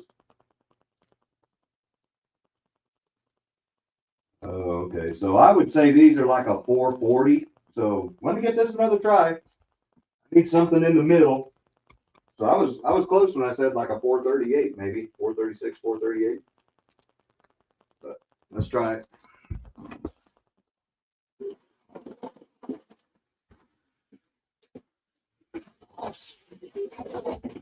Yeah. Definitely need to do that other tire. Just a little bit down from what this is. So yeah, 438, 436, somewhere in there.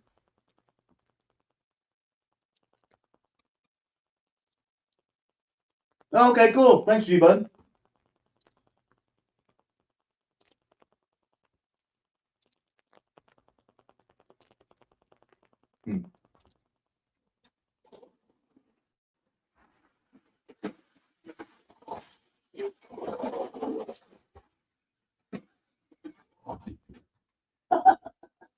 Yeah. That's faster than what I can hold it onto the track, which is a good thing. You'd rather have a car that's too fast than too slow. And once again, just so you guys can see, I haven't even heated up this motor enough to even worry about my thumb being burned right now. So we've got plenty of room to play with going down a little bit more. Like I said, a 436, 438 is what I'm going to order tomorrow, and I'll order enough sets of them all in between that range. So every chassis is a little different. And then I'm also going to replace these O-rings with a taller size. I believe this comes with a 360. Look.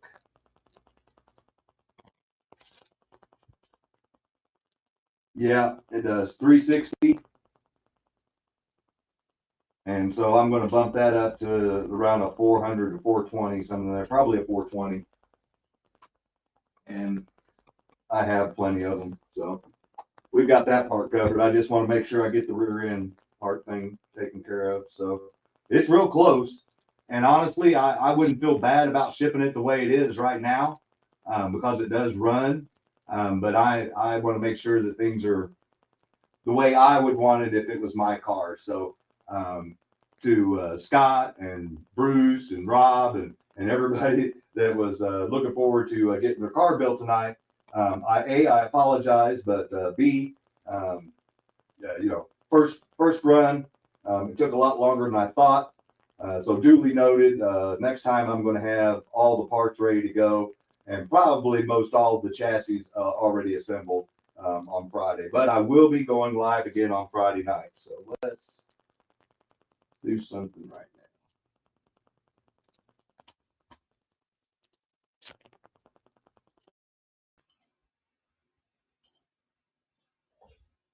now. All right, can you guys hear me now? Rotate I can't see.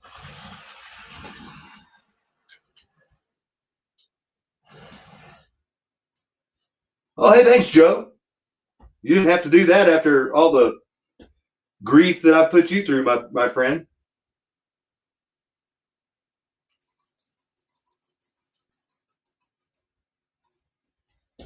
Okay, now not half my face is cut off. But regardless, um, I think it was a success. Other than me forgetting to put in the traction magnets, if I was to sell this without um, everybody watching, the only thing I would have done differently is I would have gone ahead and tried to fine tune the front end razor height tires, which you saw there. I can do that. But I'm not, we're already almost 2 hours into the show, actually a little longer because I started early. And I haven't had dinner yet, neither my dogs, and they're both sitting right there. So I thank everybody for their patience. But just to be clear, I used Pro 4 motor magnets, Pro 8 traction magnets, silver brush springs, 80/20 copper brushes, silver dual pickup shoes, pickup springs from Wizard, and then silver pickup shoes and an independent aluminum front end that I'm going to change on with a Viper rear end that I'm going to change the tires down to another smaller size. But everybody that buys these, I will include the factory tires that come with the rear end from Viper with them. But I will fine tune each chassis to make sure that they all run within 2 to 3 tenths of each other. So as a baseline, if you guys want to try to remember, I'm going to write it down just so I do. But 423.7 is what we got this bad boy to run without the correct size O-ring fronts or the correct ride height in the rear. And honestly, it would still be okay to race, but I'm a perfectionist and I would rather it be a lot easier for somebody to drive. And those are a couple of easy changes for me to make. So I'm going to get some more parts ordered, but I am going to go live again on Friday so that we can get these done so that Saturday night, when I sell 4 more, I'm not trying to catch up with this week. So Friday night, if you want to tune in, if there's nothing else going on, at 7 o'clock Central Standard Time, we're going to be right back on the track. I'll have all the different tires out, and I'll show you guys what worked on this first chassis. And then every chassis from then on, we'll fine tune, and we'll spend our time doing that instead of doing the assembly like we did on this one, because they're all getting built the very same way. I'll highlight it again or do whatever I need to do. But since they're all being built the very same way, I think it would be more beneficial to show how we fine tune, like G-Bud's suggestion, get out the tire sizer. I'm going to watch his video while I'm eating dinner to figure out the high downforce, low downforce on the traction magnets. Maybe that can help out this car even just that little bit more. But regardless, like I said, it's always a learning thing. I hope everybody learned a little bit of something tonight, or if they didn't, if they were entertained watching me try to make something good happen.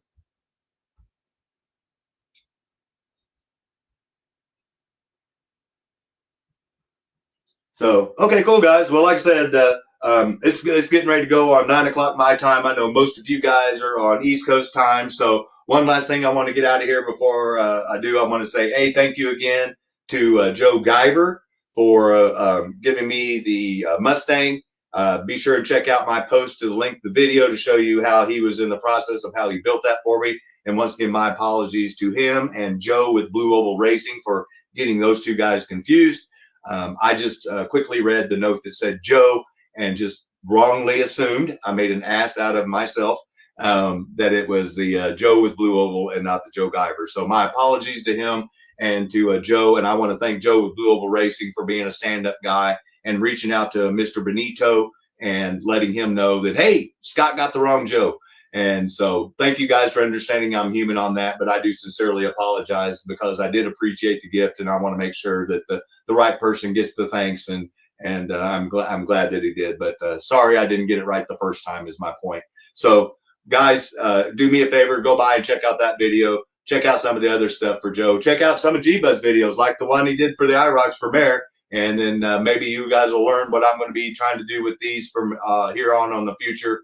High downforce, low downforce as far as the traction magnets go. But Wednesday night, we've got the original Adam Hurt be sure and stop by and check him out. Thursday night, you've got the PTT auction and you've got PTT race night. And about the same time the race night's going on, you've got Kenton with HO Slot Cars and Trains doing his Pimp Your Layout. Like I said, I've been watching, but it's on my TV, so I've not been commenting. So a lot of good stuff on there. I saw Rich put up his camera on his train last week. I saw Nitromancer saw off some good stuff. A lot of good stuff on Kenton's show. Friday night, I'm going to be back here at 7 o'clock Central Standard Time with some more new parts, 3 more completed chassis. And if Mr. Rodriguez can join in, if he hadn't already left, he can let me know if he wants me to do anything to the F40 Viper TYCO that he bought, and if he wants me to put any parts on it, and we may do that for him Friday night live. So guys, thank you again for putting up with me. I'm glad you see it was at least what I consider a success, but it's not going to be a complete success until I get it fine-tuned the way I like it.